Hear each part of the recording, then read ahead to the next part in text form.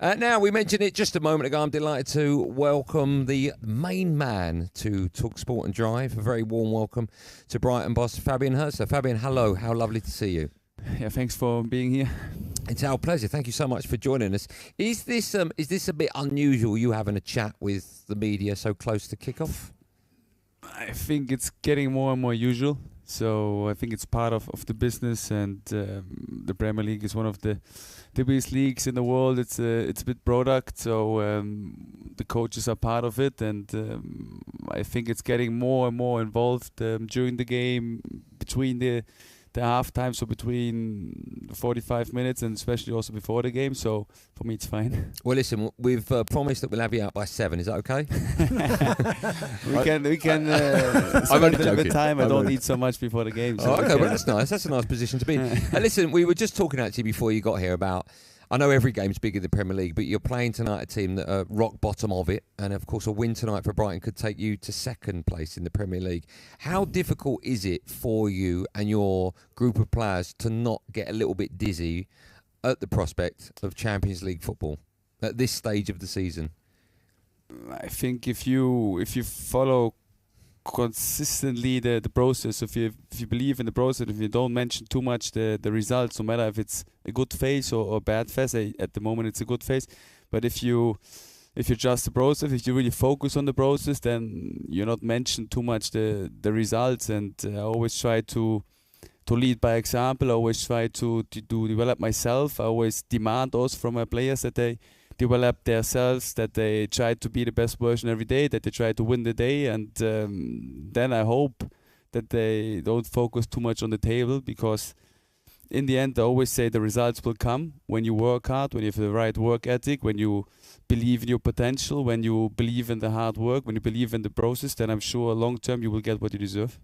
When you look at the start to the season, I mean, it has been incredible. I mean, you've had some big results. You beat Manchester City, you beat Manchester United, both here. Surely yourself taking this job, you've even not surprised yourself, because as you said there, it's about performances will come. But to be doing so well so early on in your tenure at Brighton, you must be a little bit like, okay, this is going better than I expected it to.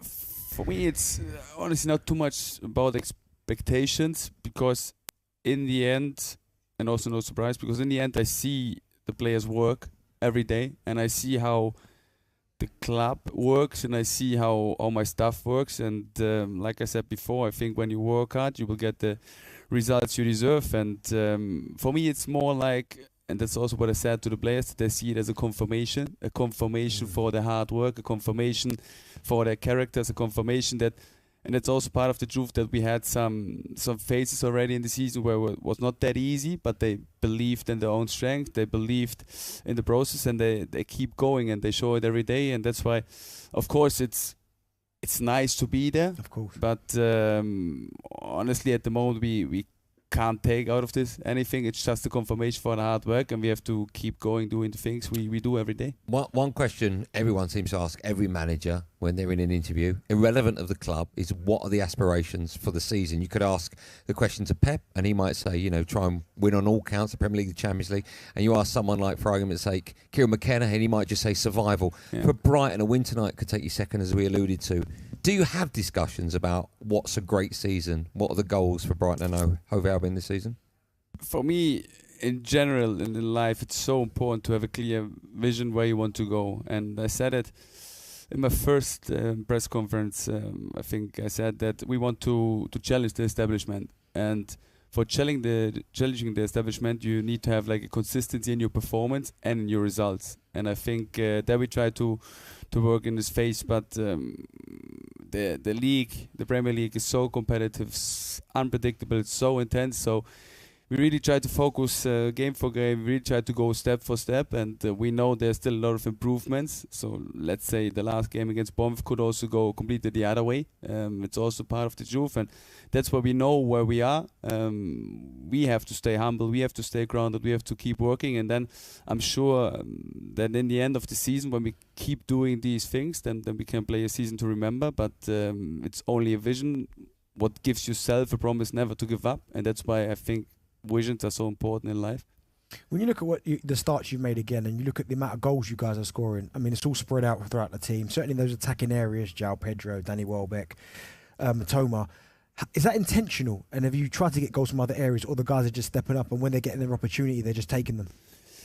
Yeah, first of all, we have a big squad. So a big squad full of potential, and especially our offensive players. We missed now João is back.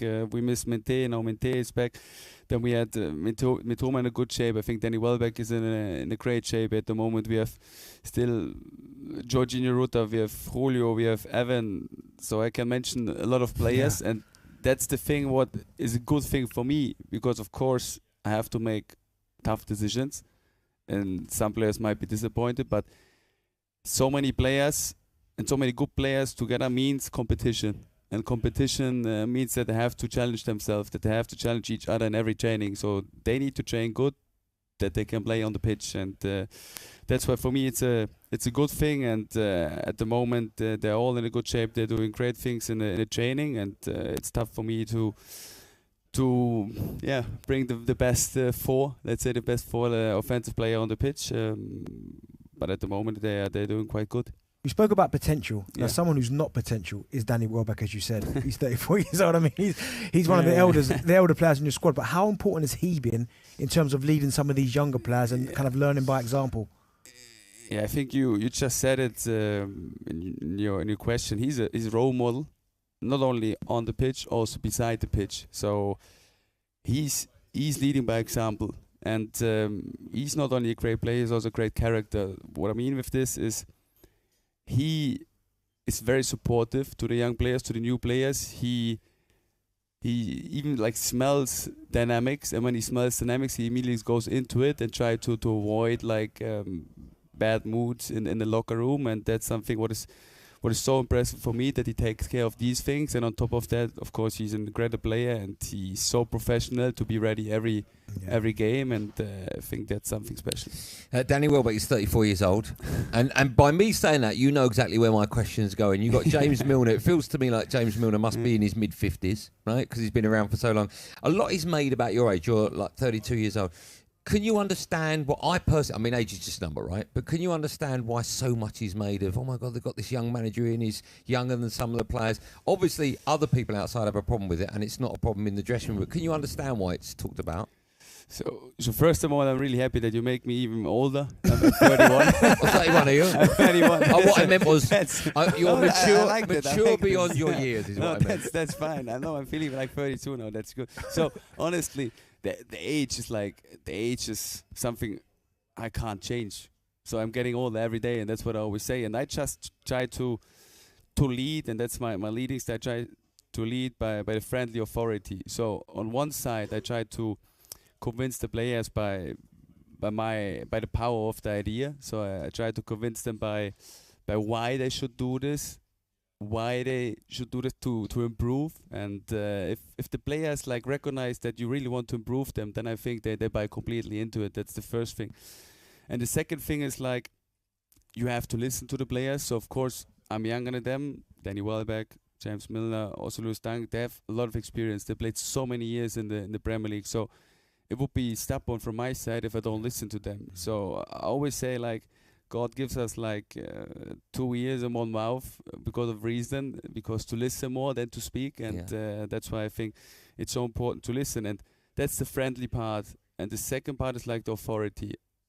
I have to be really, really clear how I want to lead, what my principles are, what my values are, and they have to be so consequent, because players, like, they can smell gaps, and if there's any gap, they can go through it. So I have to be so consequent in my leading style, in my how I want to behave, how I want the players should behave, what can I accept in our identity, what can I accept in our culture, and they have to be like ruthless and make hard and tough decisions. And that's the second part of friendly authority. There you have to be like the authority, where you have to be like clear that everyone follows. I've got 2 questions left, then I'll let you go. I know you and the rest of the team have got your pre-match meal to get through.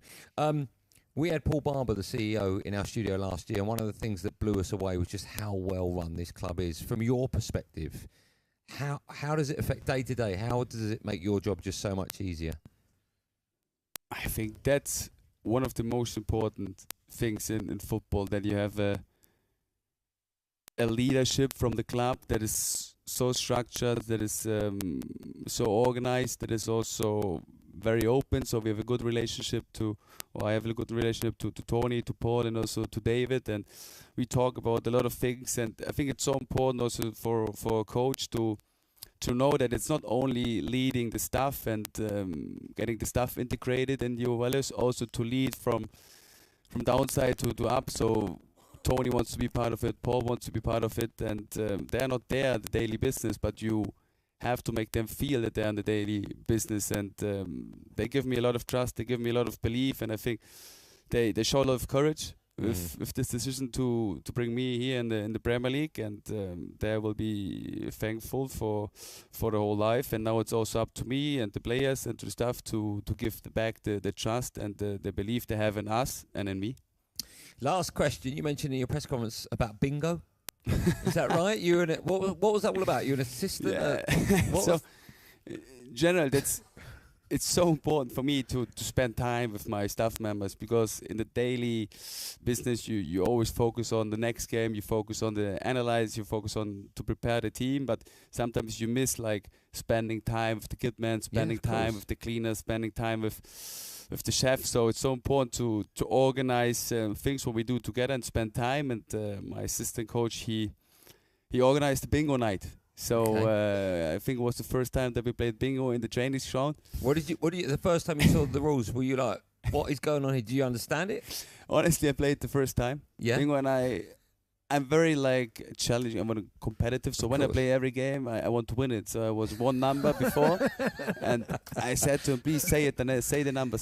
And he didn't say the number, so I was a little bit disappointed afterwards. But it was a great night. We had fun together. We spent time, and that's the most important. Although I didn't win, but I said to him, "We will repeat it," and then he has to say the most important number, the last number, so that you know they're different numbers the next time you play, right? you can't hold on to like, no, where's number 6? I learned the rules, and that's why I'm really happy. So before we finish, I have one present for you from our side. So wow.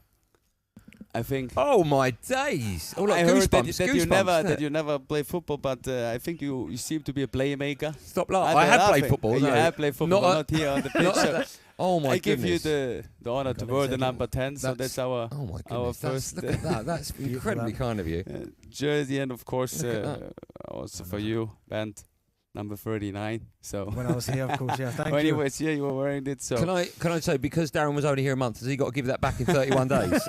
Thank you. That's Fabian. That's incredibly kind. That's absolutely beautiful. I will wear that as I cheer you on tonight. It doesn't mean that you should be now a supporter from us. Yeah, it's not. You shouldn't feel under pressure by. Well, do you know what? If you'd have asked me about 3 weeks ago, I'm a Man United fan, I would have easily changed. But hopefully things are on the up for us. But that's incredibly kind. No disrespect to Southampton, but we wish you all the best. And a win takes you second, which is very close to the promised land. So good luck with that. Thanks a lot. Fabian Hürzeler, you're a superstar. Thank you so much. talkSPORT Drive with Andy Goldstein. Monday to Friday afternoon from 4 on AM, on DAB, via the talkSPORT app and on your smart speaker. talkSPORT.